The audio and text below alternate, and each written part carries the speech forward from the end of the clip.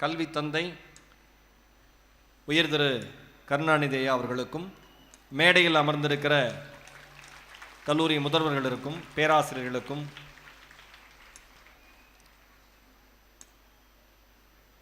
கிட்டத்தட்ட ஒரு 3 மணி நேரமா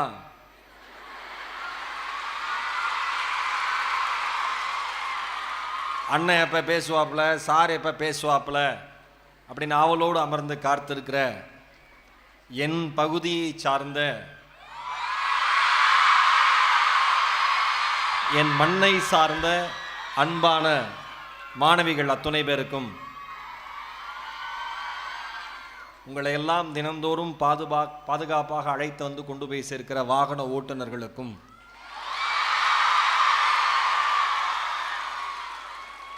அடிப்படையில் நமக்கு சுகாதாரம் மிகவும் முக்கியம். இந்த கல்லூரி வளாகத்தை சுத்தம் செய்கிற, கழிப்பறையை சுத்தம் செய்கிற அந்த அன்பு உள்ளங்களுக்கும்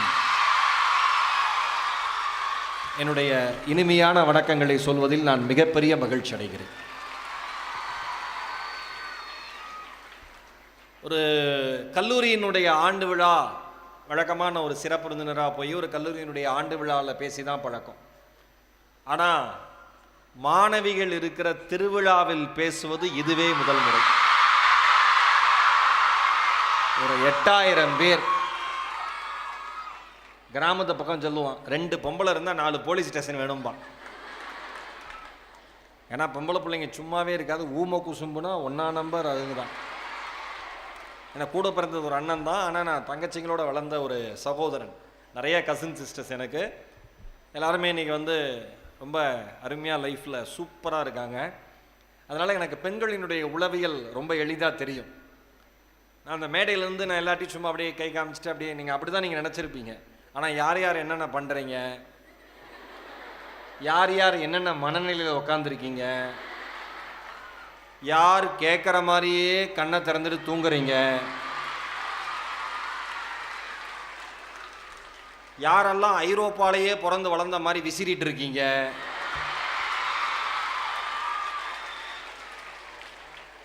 யாரெல்லாம் 1க்கு 4 தடவை முடிய சரி பண்ணுறீங்க, எத்தனை பொம்பளை புள்ள பொட்டை ஒட்டுது எடுக்குது, ஒட்டுது எடுக்குது, ஒட்டுது எடுக்குது. ஆஃபீஸ் பேரர் இருக்காங்க, நீ போய் தண்ணி பிடிச்சிட்டு வாடி, நீ எத்தனை பேர் அனுப்புறீங்க? ரெஸ்ட் ரூம் கூட பர்மிஷன் கேட்குற மாதிரி என்னடி அப்படின்னு பேசுறீங்க.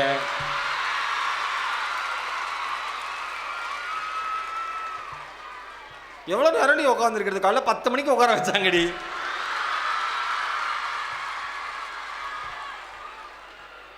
எல்லாமே மிக மிக மிக எளிமையாக என்னால் உணர்ந்து கொள்ள முடியும். ஏன்னா நானும் அதே மாதிரி காலேஜில் பல ஆனுவல் டே அட்டன் பண்ணி தான் நான் வந்திருக்கேன். ஆனுவல் டேக்கு வரணும், கல்ச்சுரல்ஸ் ஆட்டம் பாட்டம் கொண்டாட்டினா அதோட லெவலே வேறு. நம்ம பாட்டு ஆமாம் இல்லையா, ஆடுவாங்க, ஜாலியாக சிரிப்பாங்க, நாம ஒன்றும் ரெஸ்ட்ரிக்ஷனே கிடையாது. ஆனால் ஆனுவல் டேன்னு வரப்போ நம்மளை சுற்றி ஒரு பாதுகாப்பு படை இருக்கும். கரெக்டாக அந்த கார்னர்லாம் ப்ரொஃபஸர் உட்காந்துருக்காங்களா, அங்கெல்லாம் உட்காந்துருக்கா, நிற்கிறாங்க, சரி எல்லாம் இல்லை ஏதாவது இருக்கும், சொல்லி வேற அனுப்புவாங்க. ஒழுக்கமா நாம் அப்போ தான் உலகத்திலேயே அன்னை தெரசா பேத்தி மாதிரி. ஓகே,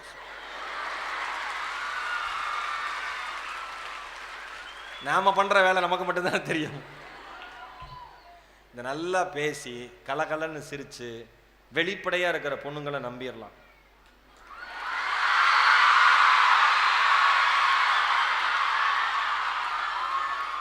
சிலது அமைதியாக வரும், அமைதியாக உக்காரும், அமைதியாக இருக்கும், ஆனால் அமைதியாக பல வேலை பண்ணிடும். ஒரு விஷயம் சொல்லவா, நீங்கள் எல்லாருக்குமே உங்களை சிரிக்க வைக்கிறது ரொம்ப எளிது. அடுத்த 1 மணி நேரம் பேசினாலும் நீங்கள் சிரிச்சுட்டே தான் இருக்க போகிறீங்க. ஏன்னா அது ஒன்றும் ஒரு கொஞ்சம் உங்களோட இயல்பாக பேசிட்டு அதுக்கப்புறம் நிறைய விஷயத்துக்கு போகலாம் அப்படின்னு. அம்மா நீ உட்காருப்பா, அப்பா அந்த ஒயிட் சுடிதார் கண்ணு உட்கார். இப்போ தான் 3 பேர்கிட்ட பேசிக்கிட்டு இருக்கு, என்னடி நம்ம என்னடி பண்ணலாம் இப்போ அப்படின்னு ஆட்டி வெளுத்து விடுவேன். பார்த்துக்க உட்காரு. எல்லாரும் உட்காந்து கேட்டுட்டு இருக்காங்க, அது மட்டும் சீரியஸாக 3 பொம்பளை பிள்ளைகிட்ட பேசிக்கிட்டு இருக்கு. பெரிய டிஸ்கஷன் அப்படியே. அடுத்து யூனிவர்சிட்டி கோல்டு மெடல் உட்காரு. எளிமையாக அவங்கள சிரிக்க வச்சிடலாம். ஏன்னா நம்மளுக்கு வந்து இப்போ செமஸ்டர் வரைக்கும் நம்ம ஜாலியாக இருப்போம் இல்லையா? செமஸ்டர் வர வரைக்கும் ஜாலியாக இருப்போம். அப்படியே சிலதெல்லாம் நம்ம பிள்ளைங்க படிக்கிறதெல்லாம் செமஸ்டர்லாம் பார்த்தா ப்ரொஃபஸருக்கு ஆச்சரியமாக இருக்கு. ஏன்னா அவர் அந்த ஒரு 6 மாதம் சொல்லி கொடுத்ததை 6 செகண்டில்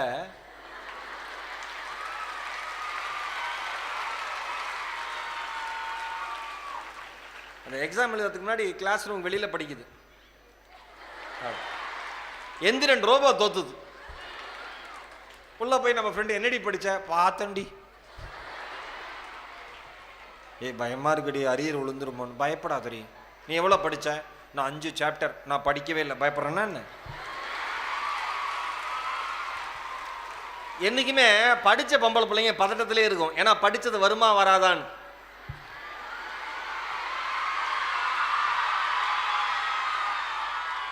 இந்த படிக்காத பிள்ளைங்களுக்கு பதட்டம் மேலே எது வந்தா என்ன?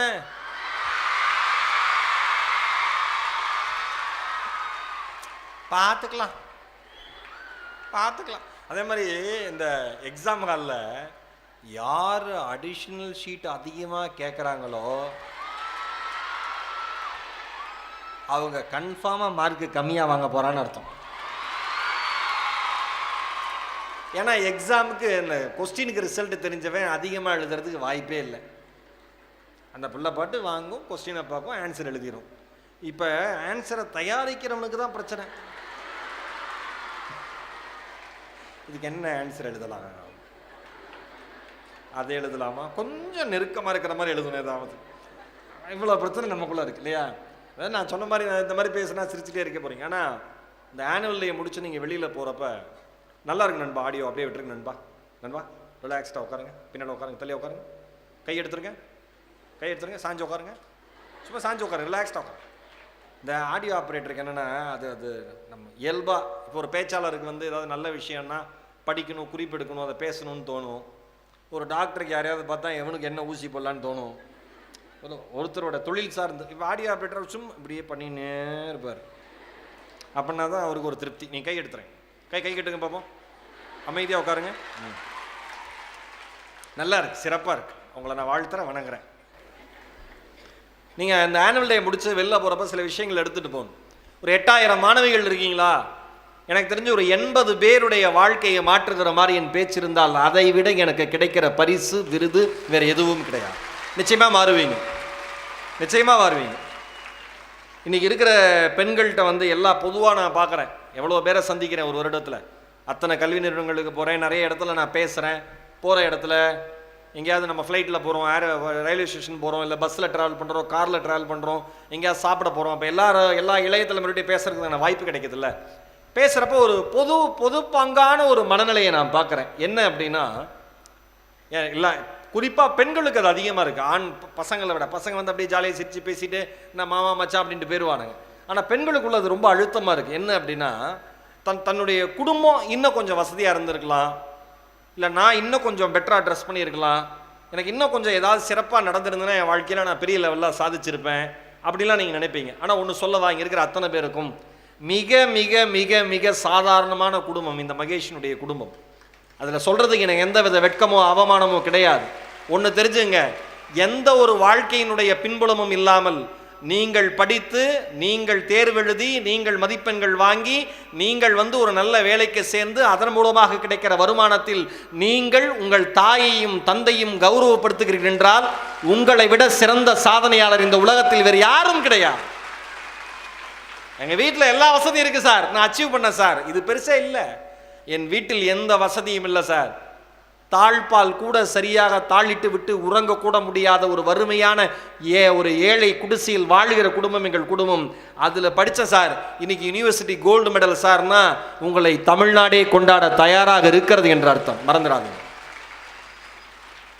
ராமலட்சுமின்னு ஒரு பொண்ணு, தேனி மாவட்டம் பூசனூத்து கிராமம், குடும்பத்தில் 4வது பிள்ளை, பயங்கரமாக சூப்பராக படிக்கும். இந்த பொண்ணு படிக்கிறதுனா அவ்வளோ விருப்பம், நல்லா படிக்கும், நிறைய மார்க் வாங்குவோம், அமைதியான ரொம்ப ஒரு மாதிரி ஸ்மார்ட்டான ஒரு பொண்ணு. ஆனால் படிக்க வைக்க அவங்க அப்பாவுக்கு வசதி இல்லை. கோயம்புத்தூர்ல மில்லில் வேலைக்கு அனுப்புறாரு, கேபிஆர் மில். அங்க ஒரு விஷயம் பண்றாங்க, ஒரு நல்ல விஷயம் பண்றாங்க. என்ன அப்படின்னா 8 மணி நேரம் உங்களுடைய வேலை நேரம், அது போக மீதி நேரத்தில் நீங்க பார்ட் டைமா ஏதாவது ஒரு கோர்ஸ் எடுத்து படிச்சுக்கலாம். அந்த பொண்ணு எடுத்து படிக்குது, பிசிஏ எடுத்து படிக்குது.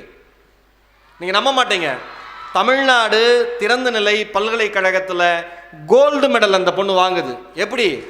8 மணி நேரம் மில்லில் வேலை பார்த்துட்டு பார்ட் டைமாக ஒர்க் பண்ணுற பொண்ணு தமிழ்நாடு ஓப்பன் யூனிவர்சிட்டியில் பிசிஏ எடுத்து அந்த பொண்ணு கோல்டு மெடல் வாங்குது. கனடாவில் இருக்கிற காமன்வெல்த் கல்விக் கழகம் சிறப்பு விருதை வழங்குகிறது.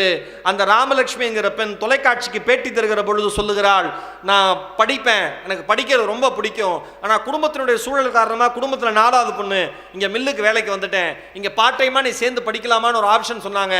அப்பா, எனக்கு இறைவன் ஒரு மிகப்பெரிய வரத்தை தந்த மாதிரி இருந்தது, நான் நல்லா படித்தேன் சார், நான் கோல்டு மெடல் வாங்குவேன், கனடாலேருந்து இந்த அமைப்பு வந்து என்னை கௌரவப்படுத்தும், இதெல்லாம் நான் நினைக்கல சார், நான் நல்லா படித்தேன் சார், எனக்கு ஒரு விஷயம் மட்டும் நல்லா தெரியும் சார், படிச்சா மட்டும்தான் சார் என் தலைமுறையினுடைய தலையெழுத்து மாறும், அதனால நல்லா படிச்ச சார்.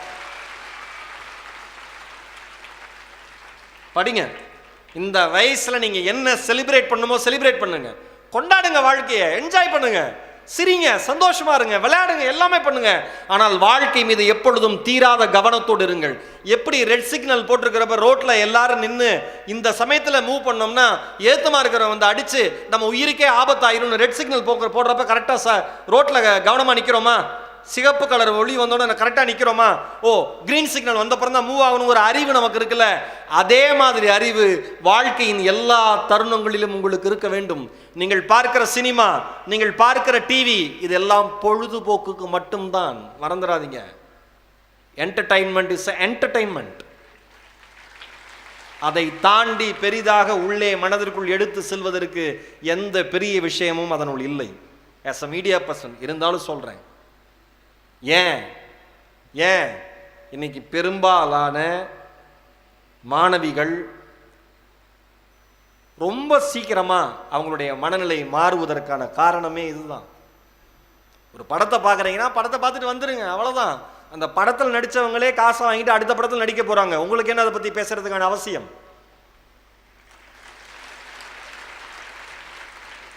ஒரு பாட்டு கேட்குறீங்களா, அந்த பாட்டு கேட்டுட்டு என்ஜாய் பண்ணிட்டு ஓகே ரிலாக்ஸ் பண்ணுறீங்களா, அடுத்து பாட புத்தகத்தை எடுத்து படிக்க ஆரம்பிங்க, வாழ்க்கையை நோக்கி ஓட ஆரம்பிங்க. அம்மா அப்பாவுக்கு என்ன செய்யணும்னு யோசிங்க, அதை தாண்டி பெருசாக யோசிக்க வேண்டிய அவசியம் இல்லை. இந்த பாட்டு எனக்காகவே எழுதுன மாதிரி இருக்குடி,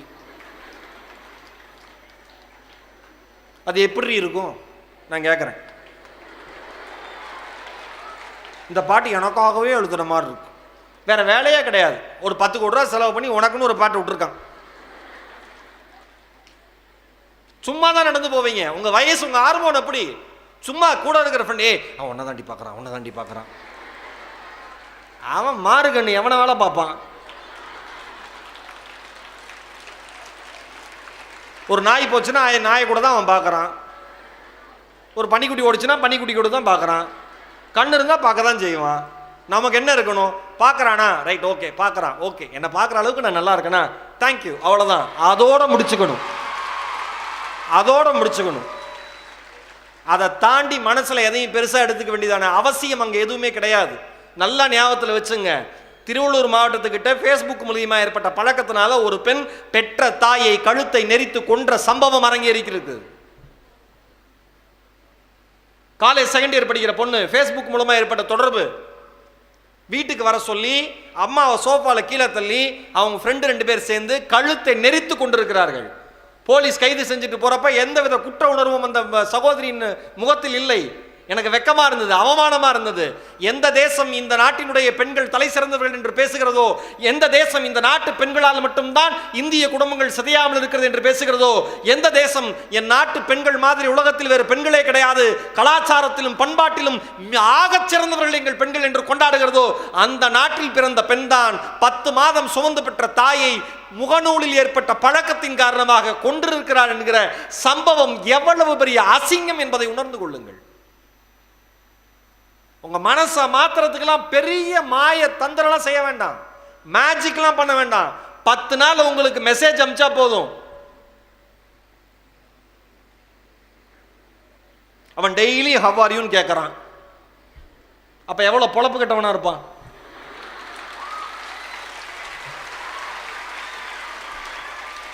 அவன் டெய்லி வேற அறியுன்னு கேட்கறான். அவன் டெய்லி வேற அறியுன்னு உங்களை கேட்கறானே, ஒரு நாளாவது நீங்க வேற அறியுடா, உருப்படியா ஏதாவது பண்றியாடா, சம்பாதிக்கிறியாடா, படிக்கிறியாடான்னு கேட்டிருக்கீங்களா? ஏன் அந்த எண்ணமே இல்லை? ஒன்று சொல்லவா, உங்க மனசு வலிக்கும், ஆனா இதான் உண்மை. பெண்களுக்கு நிகராக, பெண்களுக்கு எதிராக நிகழ்த்தப்படுகிற 100% பாலியல் வன்முறை கொடுமைகளை எடுத்து பட்டியலிட்டோம்னா அதில் 90லிருந்து 95% அவர்களுக்கு நன்றாக தெரிந்தவர்கள் மூலமாகவே நிகழ்த்தப்படுகிறது. நீங்க யார அண்ணன் நம்புறீங்களோ, நீங்க யார அங்கிள் நம்புறீங்களோ, நீங்க யார உறவுகளின் பெயர் சொல்லி அழைக்கிறீங்களோ, நீங்க யார நண்பன் நினைக்கிறீங்களோ, அவன் தான் உங்களை நன்றாக ஏமாற்றுகிறான். வருத்தமா இருக்கு உங்களை எல்லாம் நினைச்சா. உண்மையிலே ஒரு சகோதரனா, ஒரு அண்ணனா, ஒரு தோழனா இன்னைக்கு இருக்கிற பெண்கள் நினைச்சு நான் உண்மையிலே வருத்தப்படுறேன். உங்களுக்கு வாழ்க்கை மீது எந்த வித எதிர்பார்ப்பும் இல்லை, வாழ்க்கையில ஜெயிக்கணுங்கிற எண்ணம் இல்லை.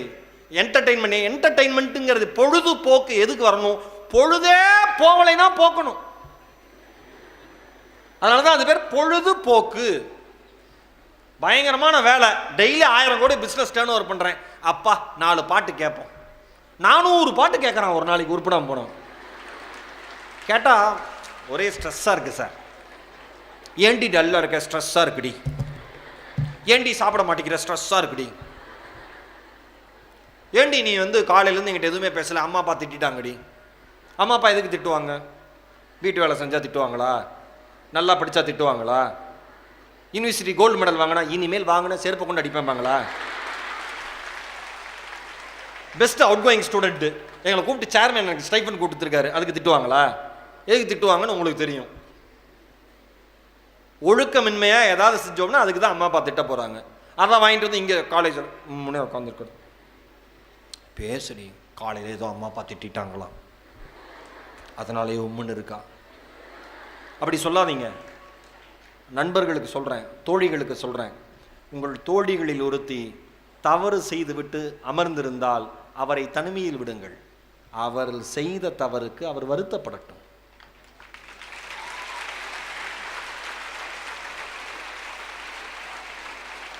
ஒரு தப்பை ரியலைஸ் பண்ணுறதுக்கான டைம் அவங்களுக்கு கொடுங்க. ரியலைஸ் பண்ணட்டும், அப்புறம் போய் பேசுங்க.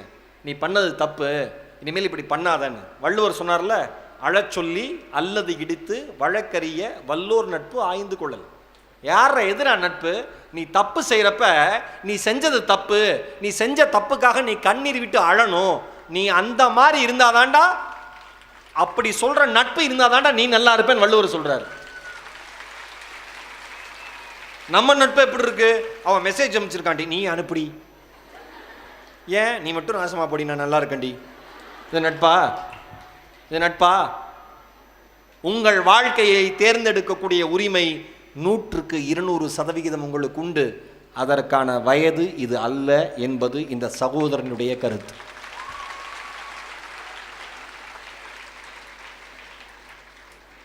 தேவையே கிடையாது. ஏதோ ஒரு பாட்டு, ஏதோ ஒரு சினிமா, ஏன் உங்க பர்சனல் லைஃப்ல கனெக்ட் பண்ணிக்கிறீங்க? அவசியமே இல்லையே. அதே சினிமாவில் கஷ்டப்பட்டு மேலே வந்த பொண்ணோட வரலாறுலாம் இருக்கே, ஏன் அதை எடுத்து அதை கனெக்ட் பண்ணிக்கலாமே? சம்மந்தம் இல்லாத ஒரு விஷயத்தை எடுத்து நீங்கள் உங்கள் பர்சனல் லைஃப்பில் கனெக்ட் பண்ணுறீங்க. சம்மந்தம் இல்லாமல் யாரோ ஒருத்தர் பார்க்குறத நீங்கள் ஏன் அவர் தான் என்னை பார்க்குறாரு நினைக்கிறீங்க? ஒரு மெசேஜ் மூலமாக ஒரு வாழ்க்கை சீரழிஞ்சிடும், மறந்துடாதீங்க. தேவையே கிடையாது. இன்னைக்கு நான் சொல்கிறேன், உங்கள் தாயையும் தந்தையையும் உங்கள் குடும்பத்தையும் தாண்டி உங்களை கவனித்துக் கொள்ள இன்னொரு ஆளை இறைவன் இந்த உலகத்திற்கு அனுப்பவில்லை என்பதை நம்புங்கள். அப்படி யாரும் ஒரு ஆபத் பாண்டவர் இன்னும் நமக்கு பிறக்கல. அம்மா அப்பாவை தாண்டி, அண்ணன் தங்கச்சியை தாண்டி, அக்காவை தாண்டி, தம்பியை தாண்டி நம்மளை டேக் கேர் பண்ணுறதுக்கு ஒரு ஆளை இறைவன் அனுப்பல. அப்படி அனுப்புறதா இருந்தால் முதலே அனுப்பிச்சிருவார். கூடவே சேர்ந்து அதே குடும்பத்தில் பிறந்து பார்த்துக்கிட்டான் அந்த பிள்ளையன். 3 மாதம் 4 மாதம் வர, அந்த 3 மாதம் 4 மாதம் பழகிறவனுக்கு உயிரே கொடுக்குறீங்க. காலேஜ் முழுக்க ப்ரொஃபஸர் கத்திக்கிட்டே இருக்கார், கண்டுக்கிறதே இல்லை. அம்மா அப்பா கத்திக்கிட்டே இருக்காங்க, கண்டுக்கிறதே இல்லை. கடைசியில் ஸ்ட்ரெஸ்ஸாக இருக்குது, ஏதாவது ஆபத்தான முடிவு எடுக்கிறது. எதுக்கு? ஏன் இந்த வேலையை? வாழ போறது ஒரு வாழ்க்கை, அதை கம்பீரமா வாழ வேண்டாம், அதை கம்பீரமா வாழ வேண்டாம், கெத்தா வாழ வேண்டாம். உங்கள் கிராமத்து வீதிகளில் உங்கள் தாய் நடந்து போகிற பொழுது, உங்கள் கிராமத்து வீதிகளில் உங்கள் தந்தை நடந்து போகிற பொழுது, உங்களுடன் சேர்ந்து நடந்துகிற பொழுது, நான் பெற்ற மகள் என்னை பெருமைப்படுத்தி இருக்கிறாள் என்கிற கர்வத்தோடு நடந்து போனால் அதுதான் ஒரு தாய்க்கும் தந்தைக்கும் நீங்கள் கொடுக்கிற மிகப்பெரிய பரிசு. பண்றது இல்லையே. அந்த அம்மா வெக்கி தலை குனியுதே. காலேஜில் வந்து அந்த அம்மால காலில் விழுவுது. இனிமேலே என் பொண்ணு அதை பண்ண மாட்டா சார், இனிமேலே என் பொண்ணு அதை பண்ண மாட்டா சார், எப்படியாவது மறுபடியும் சேர்த்தீங்க சார். ஏன் ஒரு தாய்க்கு இவ்வளவு பெரிய அவமானத்தை தேடி தரீங்க? கொஞ்சமாவது குற்ற உணர்ச்சி மனதினுடைய ஓரத்தில் இருக்க வேண்டாமா? உங்களுடைய கை, கால், தலைமுடி, முகம், புருவம், இதழ்கள், காது எல்லாம் எவ்வளவு அழகா நேர்த்தியா இருக்கணும்னு நினைக்கிறீங்க. ஒரே ஒரு நாளாவது உங்கள் தாயாரினுடைய கால்களை பிடித்து பார்த்திருக்கிறீர்களா? அதில் எத்தனை வெடிப்புகள் இருக்கிறது என்பதை பார்த்திருக்கிறீர்களா? ஒவ்வொரு வெடிப்பும் உங்கள் மீது விழ வந்த மிகப்பெரிய இடியை அந்த